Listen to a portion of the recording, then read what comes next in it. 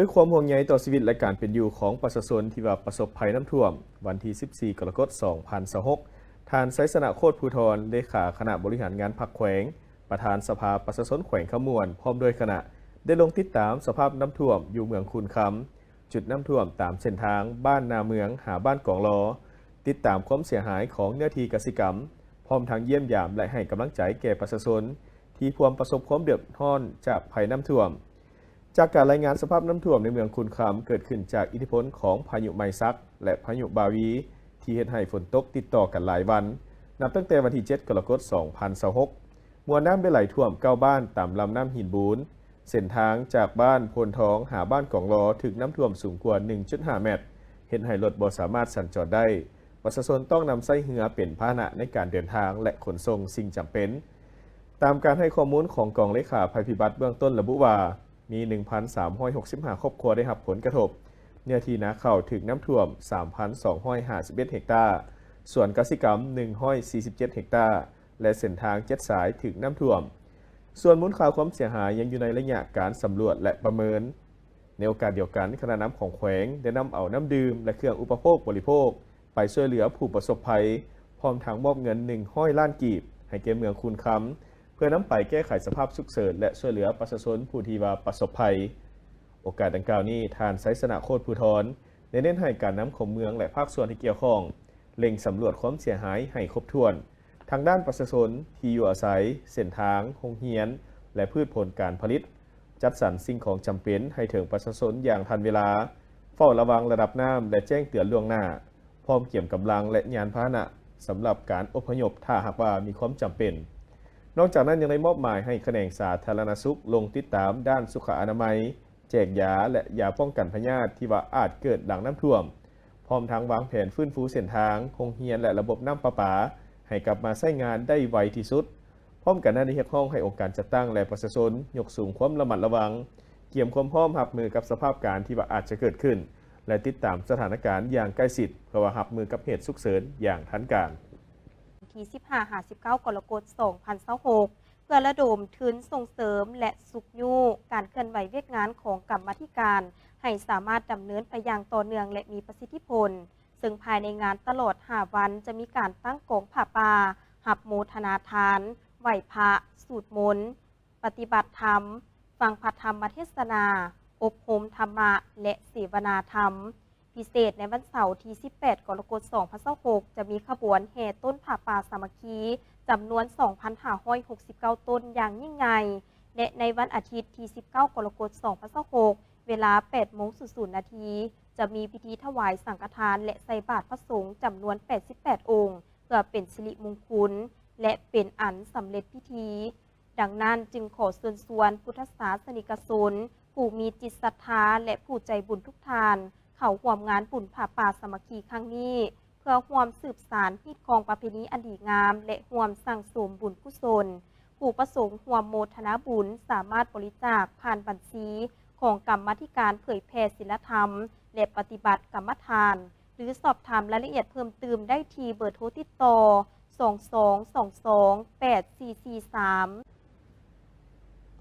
ตามการรายงานของแผนกสืบสวนสอบสวนห้องการตำรวจกองบัญชาการป้องกันความสงบแขวงหลวงพระบางไห่หุ้งวา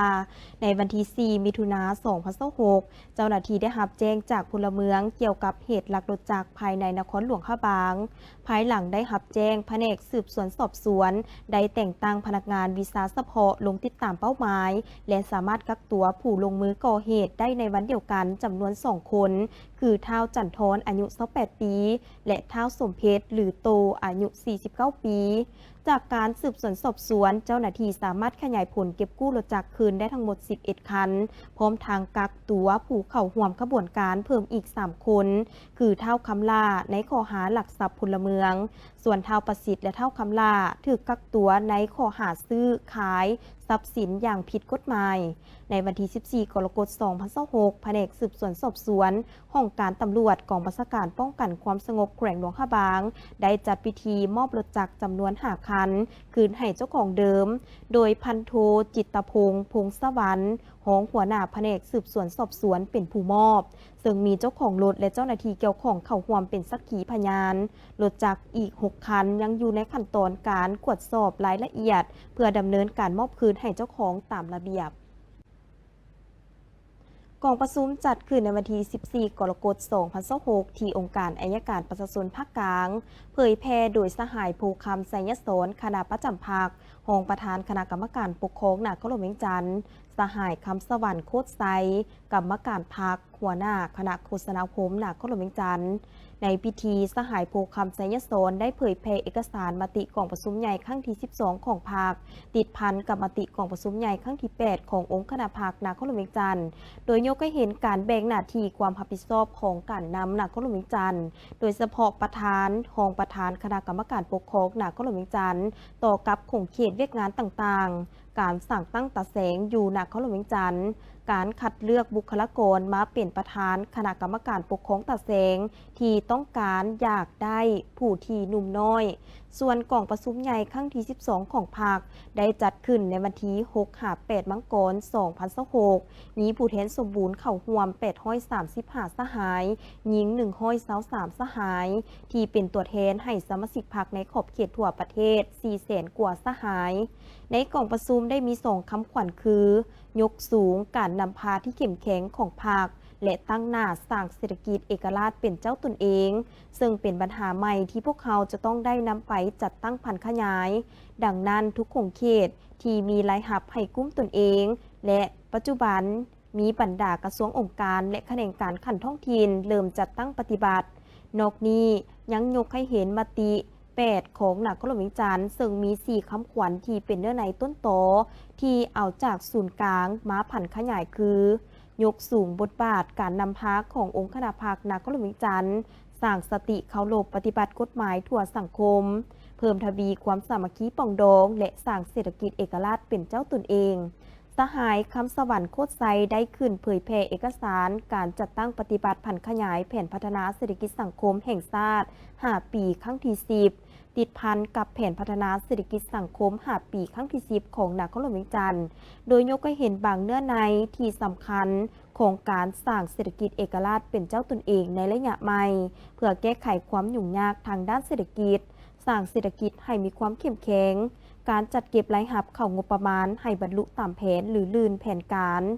รปรับปรุงชีวิตการเป็นอยู่ของประชาชนให้ดีขึ้นและอื่นๆการเผยแพร่4เอกสารสำคัญครั้งนี้เพื่อเฮ็ดให้คณะพรรคคณะนำสมาชิกพรรคและพนักงานรัฐกรอยู่ในองค์การอัยการประชาชนภาคกลางได้รับรู้และเข้าใจอย่างลึกซึ้งต่อมติของประชุมใหญ่ของพรรคและแผนพัฒนาเศรษฐกิจสังคม5 ปีในต่อหน้า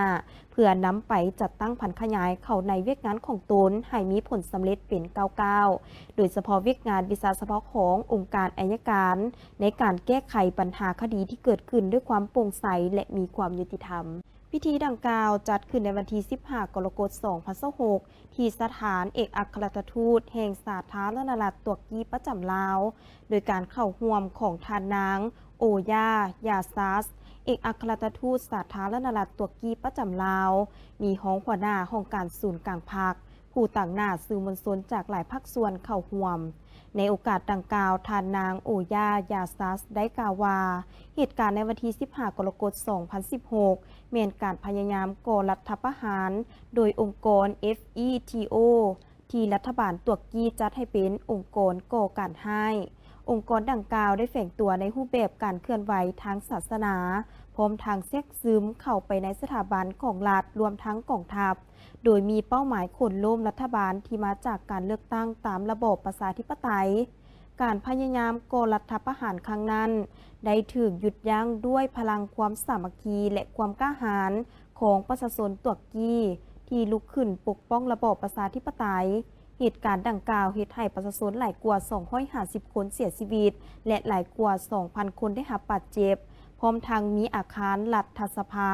และอาคารสำคัญของรัฐถูกโจมตีด้วยเรือบินเฮลิคอปเตอร์และรถถังพร้อมกันนี้ทานโอยายาซัสได้กล่าวเตือนว่าองค์กร FETO ยังคงมีการเคลื่อนไหวอยู่ในบางประเทศโดยอาศัยรูปแบบของสถานศึกษาองค์กรวัฒนธรรมธุรกิจหรือองค์กรบ่สังกัดรัฐ ซึ่งอาจส่งผลกระทบต่อความมั่นคงของประเทศเจ้าภาพซึ่งในตอนท้ายทานเอกอัครราชทูตยืนยันว่าสาธารณรัฐตุรกีจะสืบต่อเสริมสร้างการร่วมมือกับประชาคมสากลในการต่อสู้ต้านการก่อการร้ายทุกรูปแบบพร้อมทั้งขอบใจบรรดาประเทศมิตรภาพที่ได้พ่อหลวงเวียงจันทน์ได้ให้สัมภาษณ์ต่อสื่อมวลชนในโอกาสเข้าร่วมกองประชุมสื่อมวลชนทั่วประเทศครั้งที่ 1ว่าโดยเน้นหนักถึงความสำคัญของการพัฒนาเวียกงานสื่อมวลชนให้ก้าวทันกับสภาพการในปัจจุบันดังนั้นคณะนำขันเทิงได้เห็นว่าสื่อมวลชนแม่นปัจจัยสำคัญที่จะต้องได้รับการพัฒนาให้มีบาทก้าวขยายตัวใหม่ที่ทันสมัยซึ่งกองประชุมในครั้งนี้ถือเป็นโอกาสอันสำคัญในการถอดถอนบทเรียนร่วมกันระหว่างบรรดาสื่อมวลชนจากกระทรวงแผนกการขันท้องถิ่นและในขอบเขตทั่วประเทศสำหรับนครหลวงเวียงจันทน์ภายหลังที่ว่ามีการโฮมเอาสื่อโทรภาพวิทยุและหนังสือพิมพ์มาขึ้นกับการคุ้มครองของคณะโฆษณาอบรมนครหลวงเวียงจันทน์ทางคณะก็ได้ตั้งหน้าปรับปรุงระบบบริหารและการคุ้มครองพร้อมทั้งการเคลื่อนไหวเพื่อเฮ็ดหน้าที่เป็นกระบอกเสียงอันแหลมคมให้องค์คณะพรรคและคณะนำนครหลวงเวียงจันทน์เป้าหมายหลักแม่นการส่งต่อข้อมูลข่าวสารบรรดานิติกรรมและเวียกงานภาครัฐให้ประชาชนในขอบเขตเก้าเมืองทั่วนครหลวงเวียงจันทน์ได้รับรู้อย่างทั่วถึงพวกเขาไปฟังเสียงสัมภาษณ์ของทานคำสวรรค์โคตรไซหัวหน้าคณะโฆษณาอบรมนครหลวงเวียงจันทน์กันก่อนท่านผู้ชมและการเข้าร่วมครั้งนี้นี่พวกเขาก็ได้หลายบทเรียนโดยเฉพาะมันได้แสดงให้เห็นว่าสภาพการเคลื่อนไหวของสื่อแต่ละภาคส่วนจะเป็นบรรดากระทรวงและก็บรรดาแผนกการในขอบเขตทั่วประเทศและต่อกับนครหลวงนะพวกเขาก็ได้ซุ่มใส่ในการพัฒนาสื่ออย่างเป็นก้าวๆเพื่อเป็นกระบอกเสียงให้แก่พรรคก็คือรัฐโดยเฉพาะอยู่ในนครหลวงเวียงจันทน์นี้พวกเขาก็เห็นว่าพวกเขามีการขยายตัวอย่างต่อเนื่องและก็ได้มีการปรับปรุงระบบในการบริหารในการคุ้มครองเพื่อเฮ็ดได้ให้บรรดาสื่อของพวกเขานี้ได้รับการพัฒนาสั้นมาฮอดปัจจุบันภายหลังที่พวกเขาได้โฮมเอาสื่อโทรภาพวิทยุหนังสือพิมพ์มาขึ้นกับคณะโฆษณาอบรมนครหลวงพวกเขาก็ได้เคลื่อนไหวเพื่อเป็นกระบอกเสียงให้แก่พรรคให้แก่องค์คณะพรรคคณะนำของนครหลวงเพื่อเฮ็ดได้ให้พ่อแม่ประชาชนในขอบเขตนครหลวงเวียงจันทน์ในเก้าเมืองทั่วนครหลวงเวียงจันทน์ให้รับรู้ถึงบรรดานิติกรรมบรรดาพื้นฐานปัจจัยโดยเฉพาะก็แม่นบรรดาเวียกงานที่ขึ้นกับองค์คณะพรรคนครหลวงจะเป็นเวียกพรรคเวียกรัฐแล้วก็เป็นอันหนึ่งที่ส่งสื่อเสียงเพื่อให้พ่อแม่ประชาชนหันได้สะท้อนให้พวกเขารู้ว่านครหลวงเวียงจันทน์ในการเคลื่อนไหวเวียกสื่อหันเป็นอะไรทานคำสวรรค์โคตรไซยังกล่าวอีกว่าสื่อมวลชนก็เป็นช่องทางให้ประชาชนได้สะท้อนคำคิดคำเห็นและส่องแสงสภาพความเป็นจริงกลับคืนมายังภาครัฐเพื่อร่วมกันแก้ไขปัญหาต่างๆให้ทันการโดยเฉพาะแมนการตอบโต้ข้อมูลข่าวสารที่บ่ถูกต้องจากกลุ่มคนอิทธิปรปักษ์ส่วนข้อคงข้างโดยเฉพาะแมนความซักซ่าในการเผยแพร่ข้อมูลข่าวสารผ่านช่องทางออนไลน์เป็นต้นกับแมน Facebook และ TikTok เพื่อแก้ไขปัญหาดังกล่าวนครหลวงเวียงจันทน์มีแผนการที่จะสุ่มใส่ปรับปรุงและพัฒนาบุคลากรโดยการร่วมมือกับบรรดาประเทศเพื่อนมิตรยุทธศาสตร์เพื่อยกระดับความรู้ความสามารถและหันเวียกงานสื่อมวลชนไปสู่ระบบดิจิทัลอย่างเต็มรูปแบบซึ่งการหันเปลี่ยนดังกล่าวแม่นกันพันขยายและติดพันอย่างสนิทแน่นกับมติกองประชุมใหญ่ครั้งที่ 12 ของพรรคและมติ 8 ขององค์คณะพรรคนครหลวงเวียงจันทน์ซึ่งคณะนำขันเทิงได้เห็นว่าสื่อมวลชนแม่นปัจจัยสำคัญที่จะต้องได้รับการพัฒนาให้มีบาทก้าวขยายตัวใหม่ที่ทันสมัยและกว้างขวางกว่าเก่าเพื่อรับใช้ในพิธีดังกล่าวทานพลเอกวิไลหลาคำฟองกรรมการกรมการเมืองศูนย์กลางพรรคผู้ประจำการคณะเลขาธิการศูนย์กลางพรรคหัวหน้าคณะชี้นำกองประชุมก็ได้ขึ้นกล่าวปิดกองประชุมว่ากองประชุมในครั้งนี้ได้รับฟังการสรุปตีราคาการจัดตั้งเคลื่อนไหวเวียกงานสื่อมวลชนในระยะผ่านมาเป็นการส่องแสงให้เห็นถึงผลงานของเวียกงานสื่อมวลชนทั่วประเทศและวางทิศทางแผนพัฒนาเวียกงานสื่อมวลชนแต่นี่ถึงปี 2030 กองประชุมได้รับฟังบทประกอบคำเห็นของภาคส่วนต่างๆของสื่อมวลชนที่เกี่ยวข้องจำนวน 12 บทที่มีเนื้อในส่องแสงให้เห็นถึงการจัดตั้งปฏิบัติหน้าที่การเมืองของสื่อมวลชนอย่างมีผลสำเร็จพร้อมกันนั้นก็ได้แลกเปลี่ยนคำคิดคำเห็นเกี่ยวกับปัญหาต่างๆอย่างกงไปกงมาซึ่งเป็นพื้นฐานให้การยกสูงพลบทบาทและยั่งยืนถึงผลงานหลายด้านที่ของเขตเวียกงานสื่อมวลชนสามารถญาติมาได้ก็คือการจัดตั้งปฏิบัติหน้าที่การเมืองที่ได้รับการมอบหมาย ตลอดระยะ 30 กว่าปีที่ผ่านมา พวกเขามีความภาคภูมิใจที่ได้เห็นการมีส่วนร่วมอย่างตั้งหน้าจากบรรดาพนักงานสื่อมวลชนในอดีตก็คือปัจจุบันได้ร่วมกันตีราคาสูงทบทวนคืนบรรดาผลงานอย่างภาวะวิสัยผ่านพฤติกรรมตัวจริงและได้ยกให้เห็นด้านดีที่พ้นเด่นด้านอ่อนของโครงข้างสิ่งท้าทายในยุคสมัยและถอดถอนบทเรียนที่มีคุณค่าต่อการพัฒนาเวียกงานสื่อมวลชนพร้อมเดียวกันนั้นก็ได้ร่วมกันกำหนดทิศทางแผนการมาตรการและวิธีการจัดตั้งปฏิบัติในต่อหน้าเพื่อยกสูงคุณภาพของสื่อมวลชนลาวให้มีประสิทธิผลก้าวขึ้นไปเรื่อยๆเพื่อสืบต่อปฏิบัติหน้าที่การเมืองอันมีเกียรติของสื่อมวลชนลาวแนใส่เห็นให้บทบาทของเวียกงานสื่อมวลชนได้ก้าวเข้าสู่คุณภาพใหม่และมีการหันเปลี่ยนที่เลิกเซิงถึงท้องยกสูงการจัดตั้งนำพาเวียกงานสื่อมวลชนให้กลายเป็นเครื่องมืออันแหลมคมและเป็นขัวต่อที่สำคัญของพรรคในการโฆษณาเผยแพร่แนวทางแผนนโยบายของพรรครัฐก็คือการปฏิบัติภาระหน้าที่ของสื่อมวลชนท่านยังได้มีการเน้นบางจุดอันสำคัญดังนี้ 1. ก่อนอื่นขอแสดงความสมเสยและเห็นดีเป็นเอกภาพสูงต่อกับบรรดาผลสำเร็จและผลงานในด้านต่างๆที่แขนงการของเขตสื่อมวลชนทั่วประเทศญาติมาได้ซึ่งได้เป็นการยั่งยืนอย่างจะแจ้งต่อกับการปฏิบัติหน้าที่การเมืองที่พรรครัฐได้มอบหมายให้และขอเสนอให้บรรดาองค์การแขนงการสื่อมวลชนทุกของเขตจงได้เอาใจใส่ต่อการเสริมขยายผลงานดังกล่าวให้นับมือนับหลายขึ้นทางมีคุณภาพใหม่และมีการพัฒนาอย่างบ่หยุดยั้งเพื่อสร้างให้สื่อมวลชนเป็นเครื่องมือที่แหลมคมของพรรคแขนงการสื่อมวลชนสืบต่อเอาใจใส่สร้างกลไกประสานงานการสมทบกับบรรดากระทรวงองค์การและท้องถิ่นที่รับผิดชอบโดยเฉพาะแมนรับผิดชอบเวียกงานสื่อมวลชนเพื่อพร้อมกันยกสูงบทบาทเวียกงานสื่อมวลชนให้มีความเข้มแข็งมีการสรุปถอดถอนบทเรียนการปรับปรุงเนื้อในและรูปการนำเสนอข่าวการออกข่าวการวิเคราะห์วิจารณ์ข่าวให้มีคุณภาพเฮ็ดให้การตอบโต้ข่าวบิดเบือนบ่มีมูลความจริงได้ทันการ 3. ยกสูงความรับผิดชอบและจัดตั้งผันขยายทิศชี้นำของสหายเลขาธิการใหญ่คณะบริหารงานศูนย์กลางพรรคที่ได้ให้คำโอ้ล้มต่อกองประชุมเพื่อเป็นทิศทางในการจัดตั้งปฏิบัติหน้าที่การเมืองของแขนงการสื่อมวลชนทั่วประเทศให้ทันการทันใจทันยุค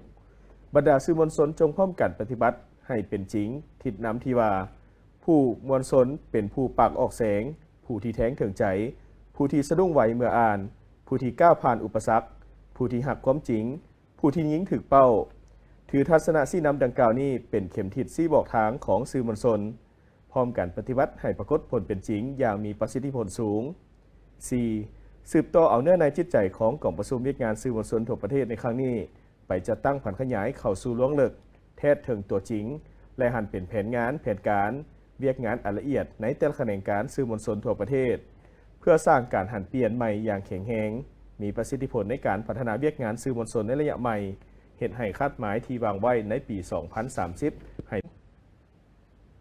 ในวันที่ 14 กรกฎาคม 2026 ที่ห้องประชุมน้ำกัดยลปาเมืองไซแขวงอุดมไซได้จัดกองประชุมปรึกษาหารือเกี่ยวกับเวียกงานการลงทุนระหว่างภาครัฐกับบริษัทอมตะซิตี้จำกัดผู้พัฒนาโครงการเมืองอุตสาหกรรมทันสมัยและเป็นมิตรต่อสิ่งแวดล้อมที่เมืองนาโมโดยให้เกียรติเป็นประธานของทานเฉลิมไซกรมสิทธิ์รองนายกรัฐมนตรีโอกาสนี้ทานวงศ์สวรรค์ไสยวงศ์ประธานคณะกรรมการปกครองแขวงได้รายงานสภาพการลงทุนอยู่ภายในแขวงดังกล่าวและทิศทางแผนการในต่อหน้าในการพัฒนาโครงการเมืองอุตสาหกรรมทันสมัยและเป็นมิตรต่อสิ่งแวดล้อมของบริษัทอมตะซิตี้ลาวอยู่เมืองนาโมหลังจากนั้นผู้เข้าร่วมกองประชุมก็ได้พร้อมการประกอบคำคิดคำเห็นอย่างกงไปกงมาเพื่อเฮ็ดให้บรรดาข้อคงค้างได้รับการแก้ไขอย่างสมเหตุสมผลซึ่งโครงการได้รับการพัฒนาและสำเร็จตามแผนการที่ได้กำหนดไว้ในโอกาสนี้ทานรองนายกรัฐมนตรีได้ชี้นำให้องค์การปกครองแขวงและภาคส่วนเกี่ยวข้องเอาใจใส่ตื่มบางด้านเป็นต้นสืบต่อพัฒนาโครงหลังพื้นฐานรองรับการลงทุนพร้อมทางส่งเสริมดึงดูดการลงทุนทั้งภายในและต่างประเทศเข้ามาลงทุนอยู่ภายในแขวงรวมทั้งอยู่เขตโครงการเมืองอุตสาหกรรมทันสมัยและเป็นมิตรต่อสิ่งแวดล้อมที่เมืองนาโมให้นับมือหลายขึ้น สามารถสร้างเวียกเหตุงานทำหลายหับและผลประโยชน์ต่างๆให้แก่ท้องถิ่นสืบต่อคุ้มครองติดตามสุกยู่บรรดาโครงการลงทุนอยู่ภายในแขวงให้พัฒนาสอดคล้องตามสัญญาเคลื่อนไหวถูกต้องตามกฎหมายทั้งหับประกันความสงบความเป็นระเบียบเรียบร้อยประกอบส่วนเข้าในการพัฒนาเศรษฐกิจสังคมของแขวงอย่างแท้จริงพร้อมกันนั้นก็ดำเนินมาตรการต่อโครงการที่บ่มีการเคลื่อนไหวหรือเคลื่อนไหวแต่บ่มีประสิทธิผลภายหลังสำเร็จการดำเนินกองประชุมท่านรองนายกรัฐมนตรีได้ลงติดตามเบิ่งพื้นที่ตัวจริงโครงการพัฒนาเมืองอุตสาหกรรมทันสมัยและเป็นมิตรต่อสิ่งแวดล้อมของบริษัทอมตะซิตี้ลาวที่เมืองนามอพิธีดังกล่าวได้จัดขึ้นในวันที่ 15 กรกฎาคม 2026 อยู่ที่ห้องว่าการปกครองเมือง โดยการปาฐกถาของทานขิมเพชรแพงดวงจันทร์พนักงานอาวุโสบำนาญอดีตหัวหน้าคณะโฆษณาคมนครหลวงเวียงจันทร์ในพิธีทานได้หวนคืนผลงานการเคลื่อนไหวปฏิบัติของประธานสุภานุวงศ์ซึ่งเกิดเมื่อวันที่ 13 กรกฎาคม 1909 ที่หลวงพระบางในครอบครัวเสื้อเจ้าประธานสุภานุวงศ์แมนการนำผู้หนึ่งที่มีบทบาทพ้นเด่นในภารกิจปฏิบัติปลดปล่อยชาติและสร้างสรรค์พัฒนาประเทศชาติเป็นผู้นำที่มีความตื่นตัวเสียสละผลประโยชน์ส่วนตัวเพื่อผลประโยชน์ส่วนรวมของประเทศชาติและประชาชนบรรดาเผ่าเป็นแกนสารและใจกลางเต้าโฮมความสามัคคีประชาชนบรรดาเผ่าบรรดาสั้นคนศาสนาและเพศวัยเข้าในแนวโฮมปลดปล่อยชาติและสร้างสรรค์พัฒนาประเทศชาติทางอุทิศสติปัญญาหัวคิดประดิษฐ์สร้างและกำลังวังษาของตนเข้าในภารกิจปฏิวัติแต่ต้นตลอดปลายในพิธีได้ยกให้เห็นมุนเสื้อองค์อาจกล้าหาญความมีน้ำใจเด็ดเดียวเหนียวแน่นและมีไหวพริบสลัดทรงใสของพนักงานนักโคบในกล่องพันที่2โดยภายใต้การนำพาของพรรคที่ต่อสู้บยอมจำนนต้านกับจักรพรรดิผู้ฮุกหานทั้งน้อยและใหญ่10 ครั้ง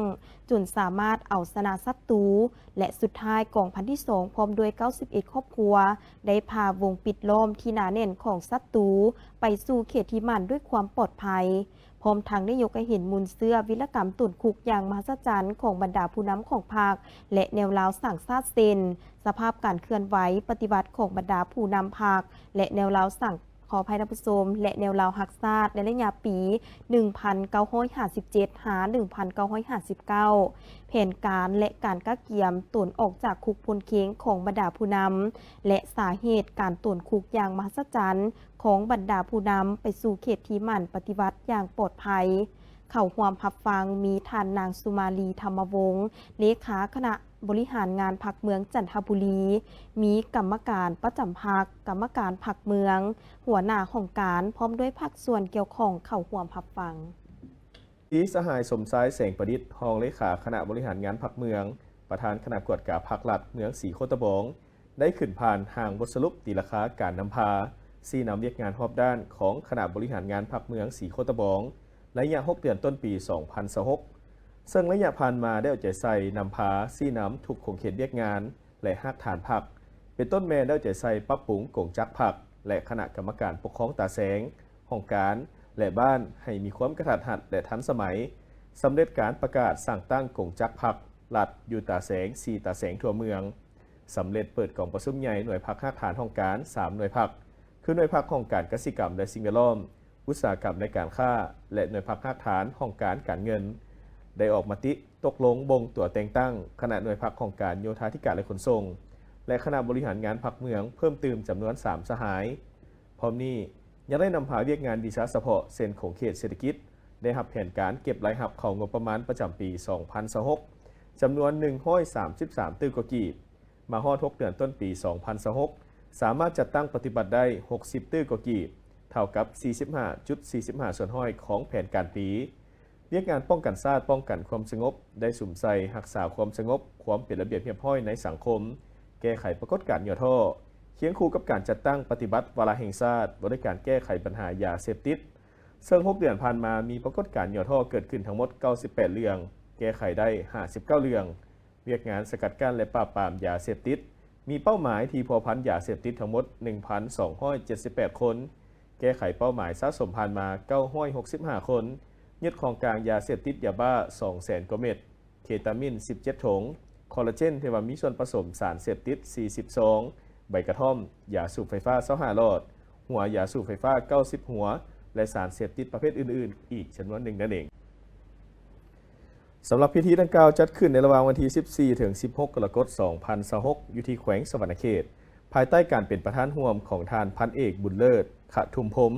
ห้องหัวหน้ากองบัญชาการปกส.แขวงสวรรณเขตทานพันโทวันประดิษฐ์จันทวงศ์ห้องหัวหน้ากรมตำรวจสกัดกั้นและต้านการฆ่ามนุษย์กรมใหญ่ตำรวจกระทรวงป้องกันความสงบทานนางรีเบคก้า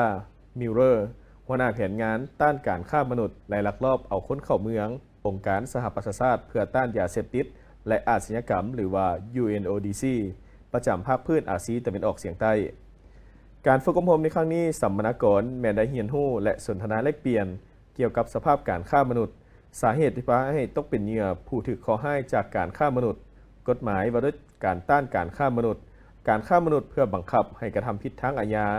ความแตกต่างระหว่างการฆ่ามนุษย์และการลักลอบเอาคนเข้าเมืองการปกป้องและการช่วยเหลือผู้ถูกข้อหาการกำหนดตัวผู้ถูกข้อหา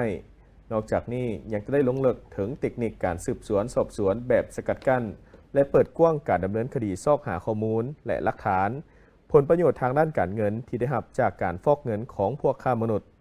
ทีมงานครูฝึกได้ลงลึกวิธีการสัมภาษณ์เพื่อกำหนดตัวผู้ถูกข้อหาจากการค้ามนุษย์อย่างเป็นระบบในแต่ละขั้นตอนพร้อมเดียวกันนั้นยังได้สร้างหัวข้อบทสนทนากิจกรรมเหตุการณ์ต่างๆและประกอบคำคิดคำเห็นอย่างกงไปกงมาโดยสมเทียบกับเอกสารที่นำมาฝึกอบรมในครั้งนี้เฮ็ดให้สัมมนากรมีความรับรู้และเข้าใจในเวียกงานสกัดกั้นและต้านการฆ่ามนุษย์สามารถนำไปหมุนไส้เข้าในเวียกงานตัวจริงเพื่อให้เวียกงานดังกล่าวได้รับการจัดตั้งปฏิบัติอย่างถูกต้องและมีประสิทธิภาพที่ว่าสูงขึ้นนั่นเองผู้ชม